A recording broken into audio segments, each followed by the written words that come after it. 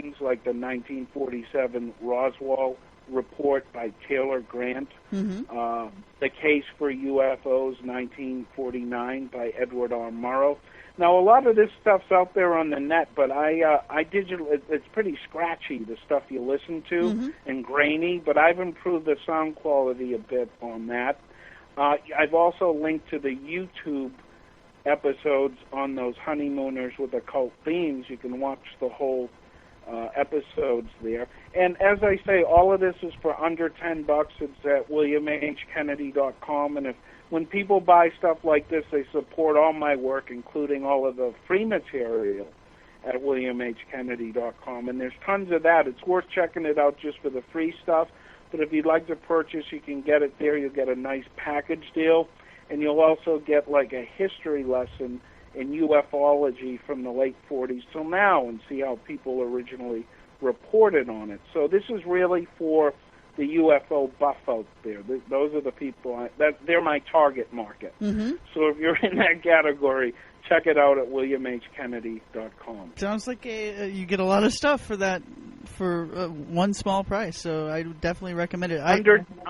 Under $10. Well, and you have a history of creating some very successful audio recordings. I have been so jealous in the past when I hear about the success that you've had, just putting out an audiobook, and people love it. People buy it up, and I have no doubt that this is going to be yet another fine installment in a series of great William H. Kennedy audio productions. And I know that you have yet another one coming out soon, too, about the Beatles, right?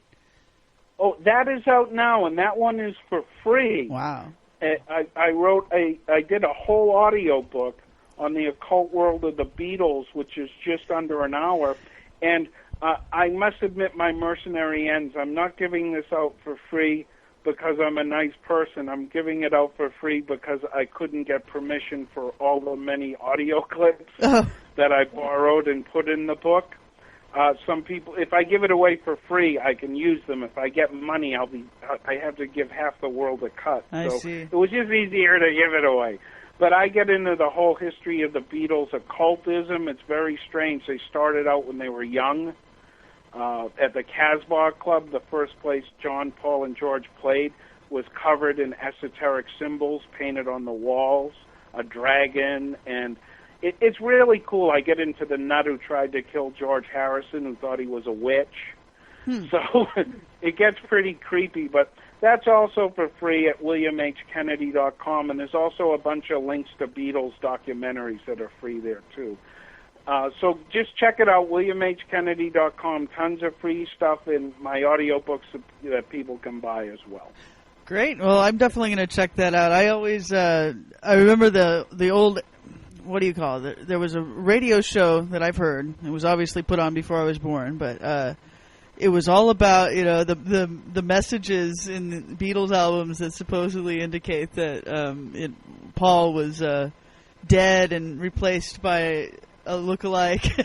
And, yeah, that's pretty. That's a pretty old one. I didn't get too much into that. What I did in this Beatles audiobook is I looked at a lot of hard facts that no one has analyzed before.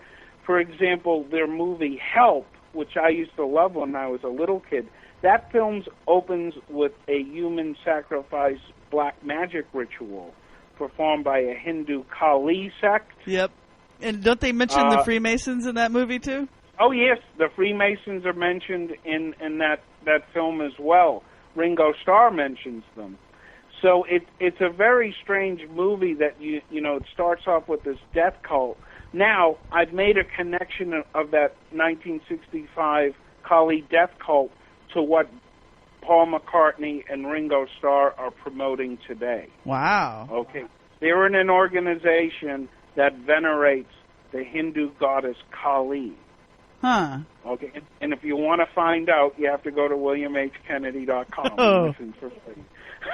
Okay, now you left us hanging. Good. All right. Now you'll have to go in here. But what organization that they do benefits for that actually venerates the goddess Kali? I don't even know. I'll have to listen to find out. All You'll have to listen. Okay. And that was William H. Kennedy.